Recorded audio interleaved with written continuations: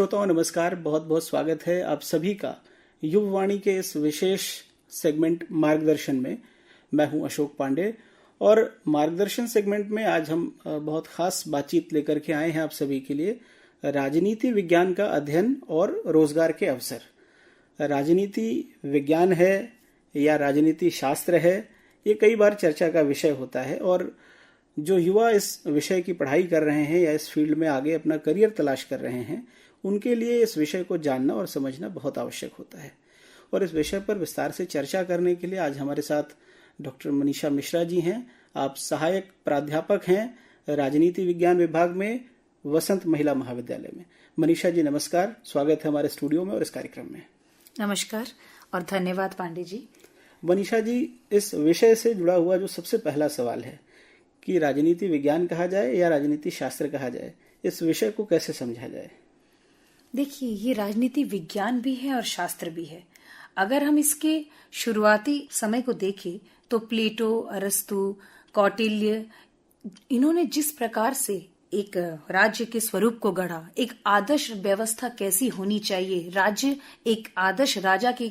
क्या कर्तव्य होते हैं, उस दृष्टि से जब राजनीति के सैद्धांतिक आवरण को गढ़ा गया, राज्य का क्या स्वरूप होना चाहिए, संगठनों की क्या प्रवृत्ति होनी चाहिए, राजा की क्या कर्तव्य होने चाहिए या शासक के, तो उस दृष्टि से इसकी शुरुआत एक दार्शनिक, एक क्या होना चाहिए, इस तरह से इसकी शुरुआत होती है। लेकिन धीरे धीरे जब द्वितीय विश्व युद्ध के बाद राजनीतिक वास्तविकताएं इतनी जटिल होती गई तो ये आभास हुआ कि कार्य कारण संबंधों को देखना बहुत आवश्यक है कि अगर मूल्यों पर इतना जोर दिया गया, अगर लीग ऑफ नेशन की स्थापना, संयुक्त राष्ट्र संघ की स्थापना के बाद भी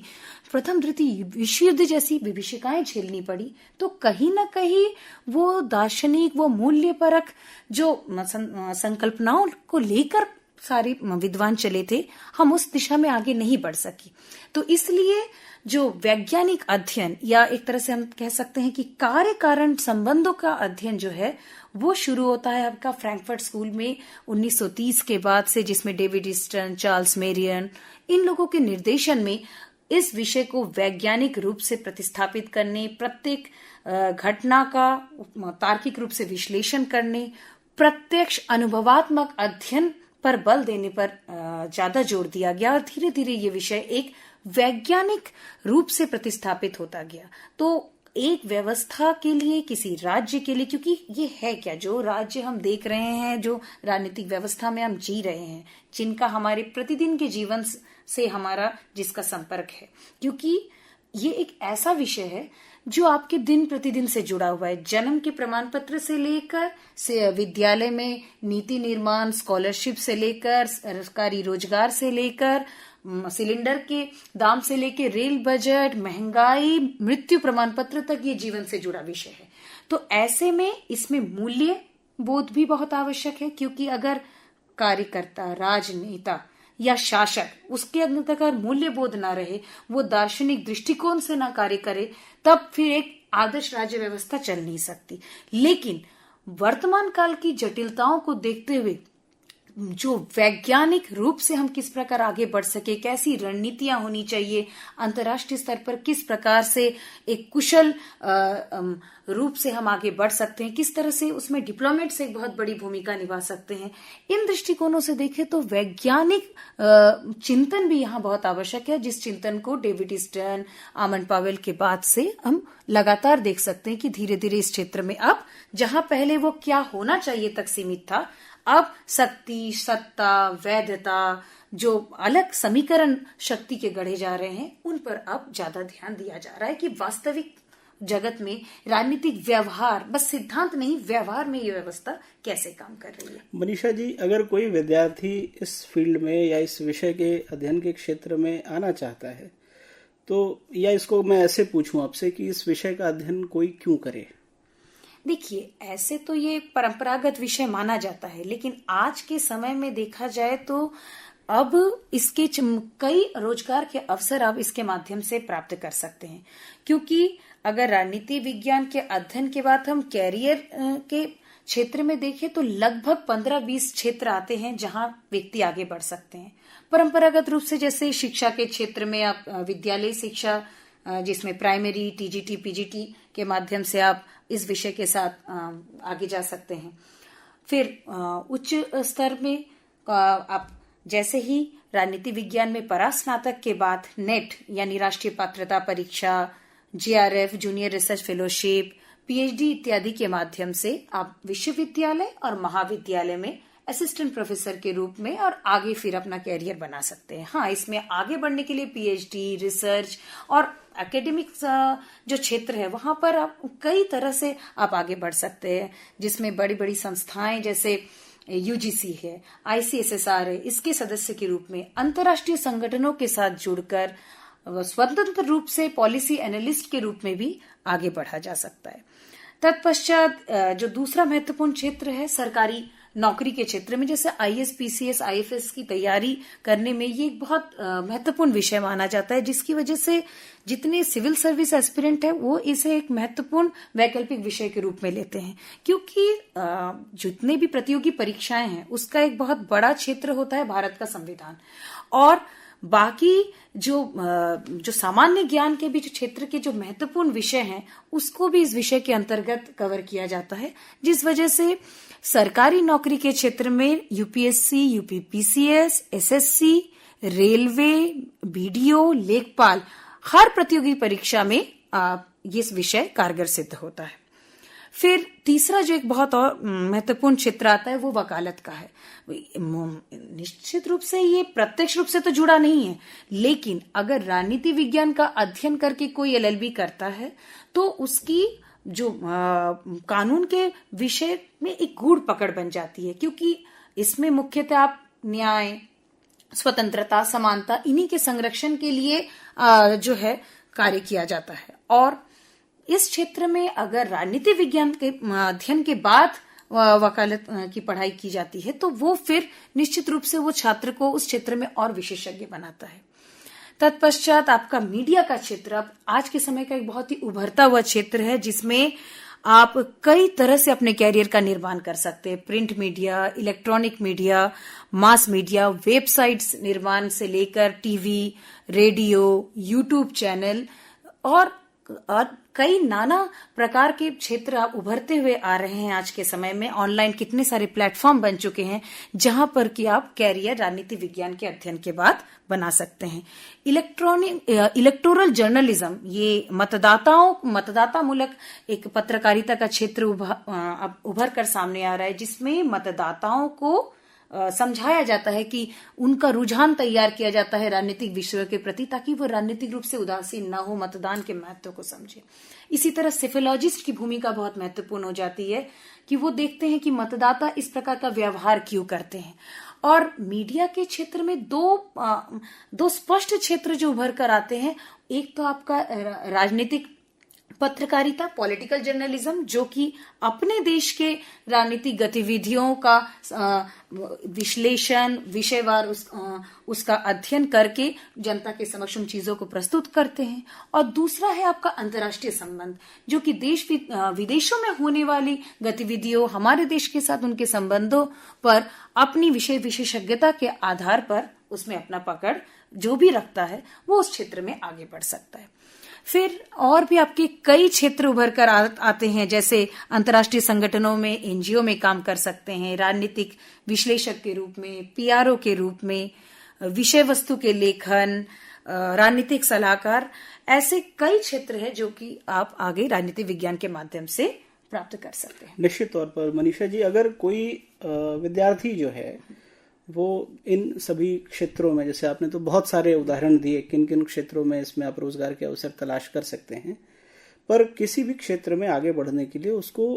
विषय के रूप में अगर राजनीति विज्ञान के अध्ययन की शुरुआत करनी है तो वो शुरुआत किस स्तर से होनी चाहिए? देखिए, राजनीति विज्ञान अगर 12वीं में, जैसे कुछ राज्य स्तर के जो इंटर कॉलेजेस में नागरिक शास्त्र जो है, जैसे उत्तर प्रदेश का अगर हम देखें तो जो UP बोर्ड से पढ़ते हैं तो वो नागरिक शास्त्र अगर उनका इंटर में है तो फिर वो आगे उस विषय को फिर राजनीति विज्ञान आपके उच्च स्तरीय शिक्षा में वो राजनीति विज्ञान बन जाता है। अगर सीबीएसई बोर्ड और आईसीएसई बोर्ड का छात्र है या छात्रा है तो वो पॉलिटिकल साइंस वो इंटर में 11-12 में लेकर आगे बढ़ सकते हैं। अगर किसी ने 11-12 तक नहीं भी पढ़ा है तो शुरुआत बीए से भी की जा सकती है। बीए में स्नातक स्तर पर आप राजनीति विज्ञान को एक विषय के रूप में लेकर अध्ययन कर सकते हैं। जब आप 3 वर्ष राजनीति विज्ञान का अध्ययन स्नातक स्तर पर कर लेते हैं तो जो उसके मूल जो संकल्पनाएं हैं उस पर एक अच्छी पकड़ हो जाती है, क्योंकि इस विषय के साथ एक चीज जो बहुत महत्वपूर्ण है कि इसके जो मूल ग्रंथ है वो इंग्लिश ज्यादातर अंग्रेजी में उपलब्ध है, इसलिए आपका भाषा पर पकड़ होना बहुत आवश्यक है। तभी आप इसके जो मूल ग्रंथ है उसका बहुत गहराई से अध्ययन कर सकते हैं। दूसरी जो अलग अलग संकल्पनाएं हैं उन संकल्पनाओं में आपकी समझ विकसित होनी चाहिए, तभी आप जो राजनीतिक घटनाएं घटती है, जैसे आपके आज के समय में ब्रिटेन में जो इस प्रकार से सत्ता में परिवर्तन हुआ, या हाल ही में भारत में जो चुनाव के बाद जो एक परिवर्तन देखने को हमें मिलता है, या जिस तरह एंटी इनकम्बेंसी जैसे फैक्टर काम नहीं किए, तो इसके विश्लेषण के लिए आपका एक तुलनात्मक चिंतन और एक आलोचनात्मक दृष्टिकोण धीरे धीरे विकसित होना आवश्यक है। तो सबसे ज्यादा जरूरी है आपका उसमें रुचि अगर आपका उस विषय में है तो आप उस क्षेत्र में आगे बढ़ सकते हैं। तो इंटर में अगर आपका है ये विषय तो बहुत अच्छी बात है, आप फिर वो आपका बेस तैयार कर देगा। नहीं भी है आप स्नातक स्तर से भी इसकी शुरुआत कर सकते हैं, और स्नातक के बाद परास्नातक करने के बाद अगर आप अकादमिक जगत में जाना चाहते हैं तो फिर रिसर्च एनालिस्ट के रूप में, पॉलिसी एनालिस्ट के रूप में, यहाँ तक कि कॉर्पोरेट सेक्टर में भी आपको कई अलग प्लेटफॉर्म है जहां आप इस विषय को लेकर आगे बढ़ सकते हैं। और आज के समय तो पढ़ने के इतने सारे बच्चों के सामने इतनी सारे विकल्प उपलब्ध है कि आप परंपरागत शिक्षा ग्रहण कर सकते हैं, आप ऑनलाइन प्लेटफॉर्म के माध्यम से आप अध्ययन कर सकते हैं, कई निजी संस्थानें भी शिक्षा प्रदान कर रही है। तो अब बस उस छात्र की अभिरुचि पर निर्भर करता है कि वो इस विषय के कितनी गहराई में जाए। निश्चित तौर पर मनीषा जी, जितने विस्तार से आपने इसके विस्तृत क्षेत्र की जानकारी दी है वो हमारे युवा श्रोताओं के लिए बहुत लाभकारी है। ज्यादातर जो विद्यार्थी होते हैं वो ऐसा माना जाता है कि वो सिविल सेवा की जो परीक्षा होती है उसमें इस विषय को एक ऑप्शनल विषय के रूप में रखते हैं, क्योंकि ये स्कोरिंग है, क्योंकि इसमें फैक्ट्स और डेटा जो है वो ऐसा है कि जिसको याद किया जा सकता है या लंबे समय तक याद रखा जा सकता है। तो इस लिहाज से ये विषय महत्वपूर्ण हो जाता है। कई सारे विद्यार्थी जो इस क्षेत्र में अपना करियर बनाना चाहते हैं, इस दिशा में आगे बढ़ना चाहते हैं, कई बार उनको घर से सपोर्ट नहीं मिल पाता, कई बार सामाजिक जो है उनको सहयोग नहीं मिल पाता, या किसी और कारणवश वो पीछे हट जाते हैं। तैयारी में भी अगर वो हैं, एक बार 2 बार उनको असफलता मिली तो वो पीछे हट जाते हैं। तो आज आकाशवाणी के स्टूडियो से युवाणी कार्यक्रम के माध्यम से उन सभी युवाओं को जो अभी इस कार्यक्रम को सुन रहे हैं, उनके पेरेंट्स को क्या संदेश देंगी आप? देखिए, मैं बस यही कहना चाहूंगी कि आपको सबसे पहले तो अपने बच्चे पर भरोसा करना होगा। अगर किसी छात्र ने इस विषय को चुना है तो, और रुचि के आधार पर चुना है, तो अकादमिक जगत में थोड़ा समय लगता है। और अगर हम सरकारी नौकरी के क्षेत्र में, जो सिविल सर्विसेज के क्षेत्र में अगर हम देखें, समय लगता है, क्योंकि इसका एक तो काफी पाठ्यक्रम बृहत है। बृहत पाठ्यक्रम को समझना, उसको एक सुगम्य तरीके से प्रस्तुत करना, और सबसे बड़ी बात है एक निर्धारित समय के अंतर्गत एक विशाल पाठ्यक्रम को समझकर उसको आत्मसात करके उसको विश्लेषण करना, ये एक कठिन कार्य है। तो उसमें अभिभावक को साथ देना पड़ेगा, क्योंकि अगर आप तुरंत अगर नौकरी की दृष्टि से देखा जाए तो छोटे मोटे नौकरी की संभावना इसमें है, लेकिन अगर एक लंबे लक्ष्य को प्राप्त करना है, एक दीर्घकालीन उद्देश्य के साथ अगर आप इस विषय को लेकर बढ़ना चाहते हैं, तो उसके लिए सबसे पहले तो आपको अपने बच्चे पर भरोसा करना होगा कि अगर वो इस विषय को लेके आगे बढ़ रहे हैं तो आज के समय में कई सारे क्षेत्र है जहां पे वो आगे बढ़ सकते हैं। हाँ, एक सलाह मैं जरूर देना चाहूंगी अभिभावकों को कि वो समझाए कि प्रशासनिक सेवाओं के तैयारी के साथ वो एक वैकल्पिक कैरियर का ऑप्शन लेके चले। जैसे अगर वो प्रशासनिक सेवाओं की तैयारी भी करते रहे, साथ में वो बीएड कर ले ताकि स्कूल के क्षेत्र में वो इस विषय को लेकर कर सके, या फिर एमए करके नेट कर ले, ताकि एक और विकल्प उनका तैयार रहे। प्लान बी हमेशा होना चाहिए। प्लान बी की जरूरत हमेशा रहती है, क्योंकि यह विषय स्कोरिंग है और इसके कई उदाहरण है। बहुत सारे छात्रों ने इसमें बहुत अच्छा स्कोर करके रैंक प्राप्त करके दिखाया है कि लेकिन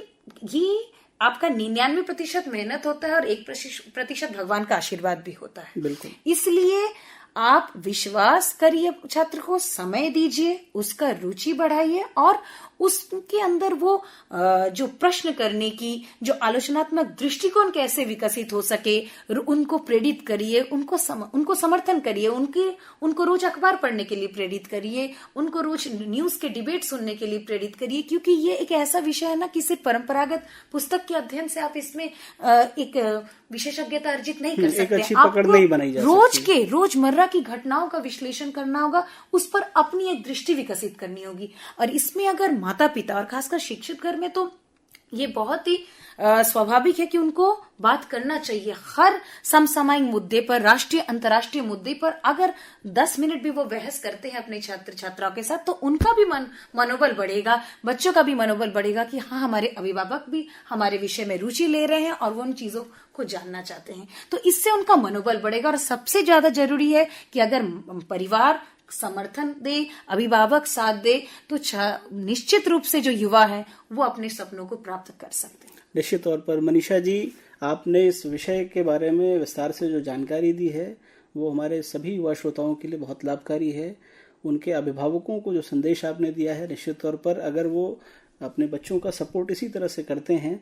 तो जाहिर सी बात है कि वो बच्चा अपने भविष्य में कुछ न कुछ तो बेहतर कर ही लेगा। आप यहाँ आई, आपने समय दिया, आपको बहुत बहुत धन्यवाद। बहुत बहुत धन्यवाद।